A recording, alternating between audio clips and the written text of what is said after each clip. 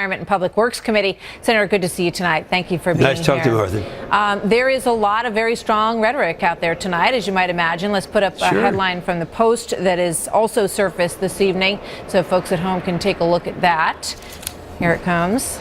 Trump puts the planet on a dangerous path. Children studying his presidency will ask, how could anyone have done this? Are they right to be afraid, Senator? No, not at all. You know, people, they've lost track of what this is really all about. The Clean Power Plan is what Obama tried to do. He's saying back in Paris that he was going to do. He said he specifically was going to reduce CO2 emissions by 27% by 2030. Now, Martha, even his own EPA said it can't be done. And one of the directors that he appointed, Lisa Jackson of the EPA, said even if it could be done, it would not reduce CO2 worldwide. So and on top of that, you've got the United States Supreme Court has already weighed in on this and has agreed with us and has agreed with our president that it's something that would not work, it could not work. So the hysteria is out there. People are always using their scared statements and expect more of them. But nonetheless, it's something that wasn't going to work. You know, I watched that moment with the coal miners and the president, and I think that's how he won.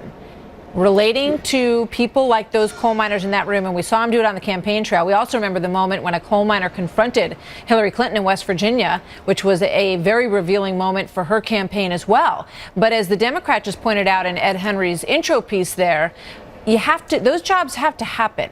Can they happen? Can you bring back coal miners' jobs in this country at this stage? Oh, sure. Now, a lot of them, there's been fuel switching, and a lot of the generators are now not able to return back over. But I would say 80% of it can be revived. Let's keep in mind now, this has been a war on fossil fuels by President Obama.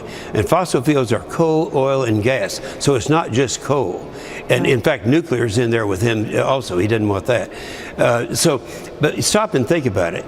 If we are responsible for 89% of the power that is generated to run this machine called America, and it's by fossil fuels and nuclear, then how can you run the machine if you take it all away? And we've been living with that for a long period of time. And a lot of people really felt that the EPA took on, almost a legislative quality under President Obama, and that they went far beyond just being a regulatory group. But I want to ask you about Scott Pruitt, who's the new head of the EPA, because he did something that has some conservatives unhappy, and he basically argued against overturning the 2009 endangerment finding. What is that, and what do you think about that? Well, first of all, the person who was in charge of the EPA at that time, her name was Lisa Jackson, and she did the endangerment finding right before I left for Copenhagen to make sure they knew that our administration was lying to them. And right before I left, I said, I have a feeling once I leave town, you're going to have an endangerment finding. She smiled, and I said, if so, it has to be based on science. What science will you use? And she said the IPCC. Now, Martha, it was a matter of days after that the IPCC was totally discredited through ClimateGate. And I think that was kind of so I would disagree if he made the statement that he thinks that we should be protecting it sounds like they're keeping it for now. It has to do with regulating carbon dioxide, and I know that you think that it's it's a false premise. He felt it would embroil the administration in too much legal, in long, lengthy court battles. So we'll see where that goes. But we're going to keep an eye on that situation. Thank you very much, Senator. Good to see you tonight. Thank you, Martha. So tonight, as critics lash out, asking how she could possibly be an advocate for working women.